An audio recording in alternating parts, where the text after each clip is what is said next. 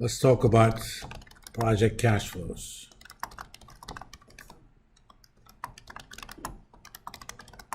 Where do they come from? And if you look at the template, we have basically two sets of inputs: cost of capital and the cash flows themselves. But we'll talk about the life and other stuff later, but those are the key ingredients. For the purpose of template, they're given to you. But in an investment project, you're going to have to come up with those yourself. Did you guys cover this in your basic finance classes? I know I did. Project cash flows, chapter 9 of the textbook. Yes or no? Okay.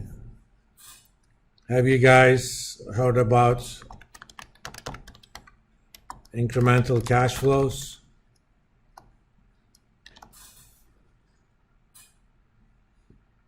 So they didn't actually cover this.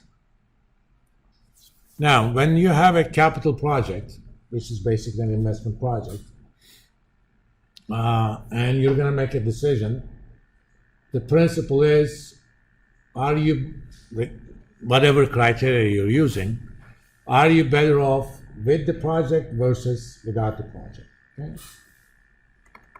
So cash flows will be calculated using cash flows of firm, cash flow from assets to the firm, with the project,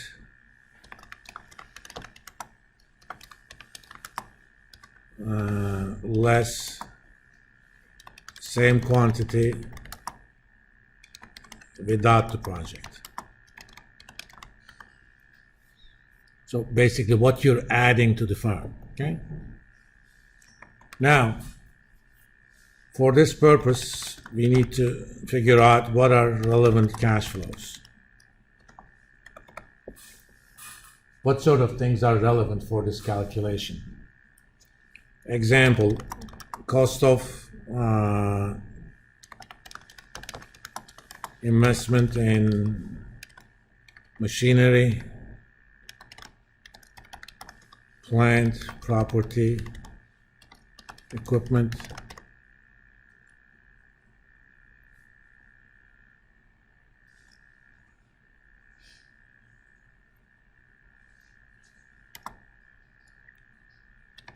What do you think? Should that be considered relevant or not?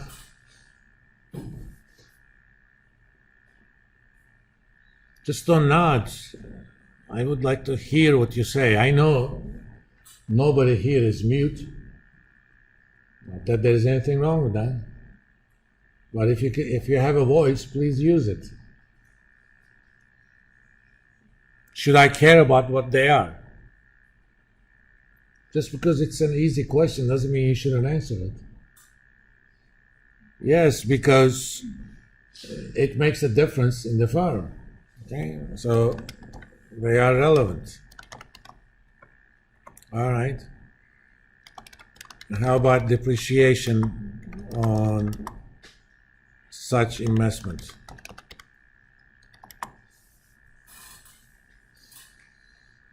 Yes or no? Why do you think it's relevant? Depreciation is a non-cash expense. It doesn't technically affect the cash flow. Save you money on your taxes. Huh? They can save you money on your taxes. It's relevant only through taxes. Okay? If a firm had no obligation to pay any taxes, depreciation doesn't affect the cash flow of the firm at all, because it's a non-cash expense. But if you're paying taxes, depreciation reduces your taxable income base, which means it reduces your taxes. That's why it's relevant.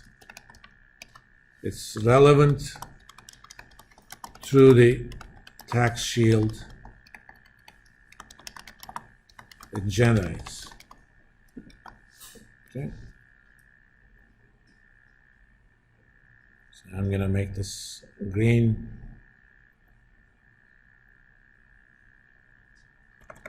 Okay, how about sunk costs? Could anybody define me what a sunk cost is? I mean, if you haven't seen it in your basic finance class, you may have heard the notion in your econ classes. It's like where you know something's going to be fixing if you drop your roof, so start saving for it now. Have the money by the time it's needed. No.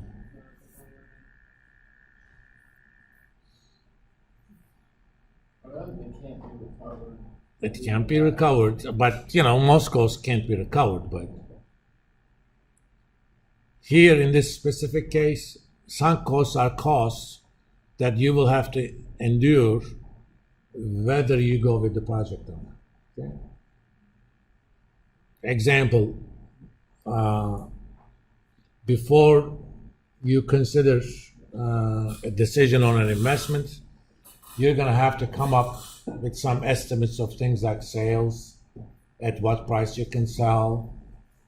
So one of the things you may want to do is do a marketing research.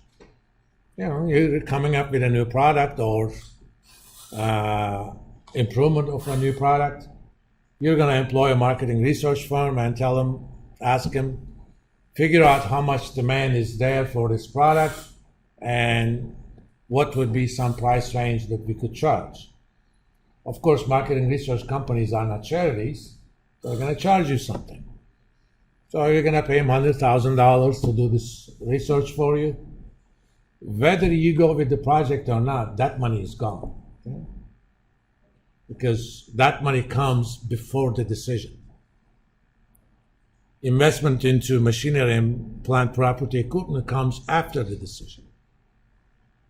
So if you don't go with the project, you're not going to spend that money. But if you go with the project, you will. But sunk costs are the kind of costs that you're going to spend before you make the decision on the project. Whether you go with the project or you don't, that money will be spent.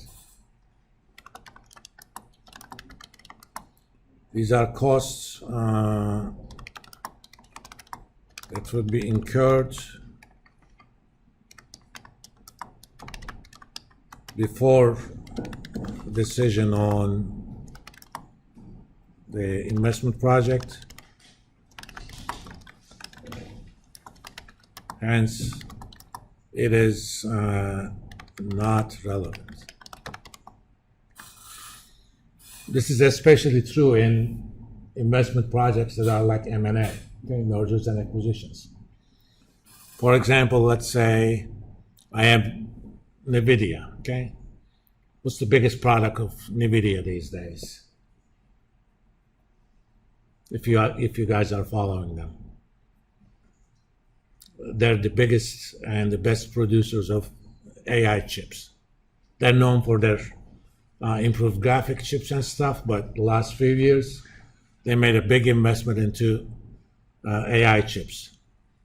And suppose, for their own reasons, they started thinking about buying some of the actual AI firms.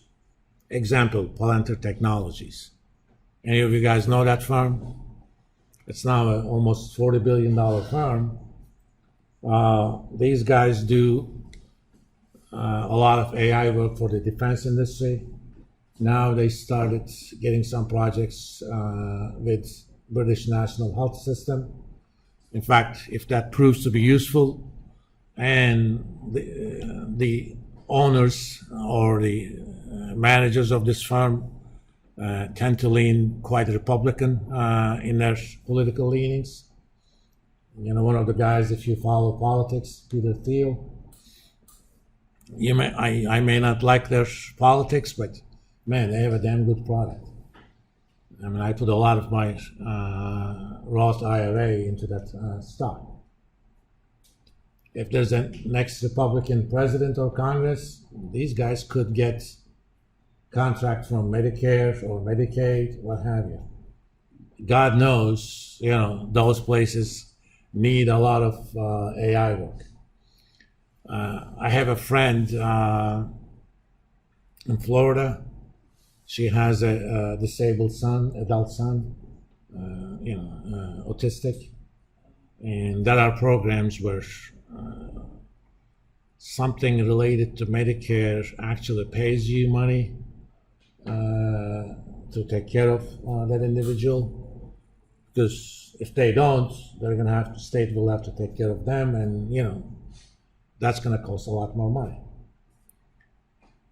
That person nowadays, in terms of cash flow, makes more money than I do, because she spends almost 18 hours a day taking care of that individual, and they pay close to $20 an hour. And if she applied for food stamps, she could get it. You know why? Because that money is considered federally non-taxable, so it doesn't show up on your tax returns. And the only reason she's not applying, I said, if you get caught, you're going to be screwed big time. I mean, you never want to be caught by IRS unless you desperately need that money. But I know another individual in the similar situation.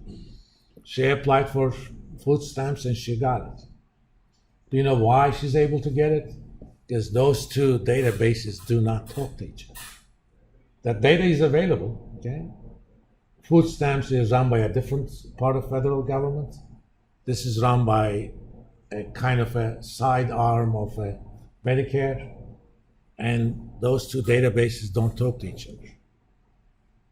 You don't even need AI for this, but AI is actually pretty good for it.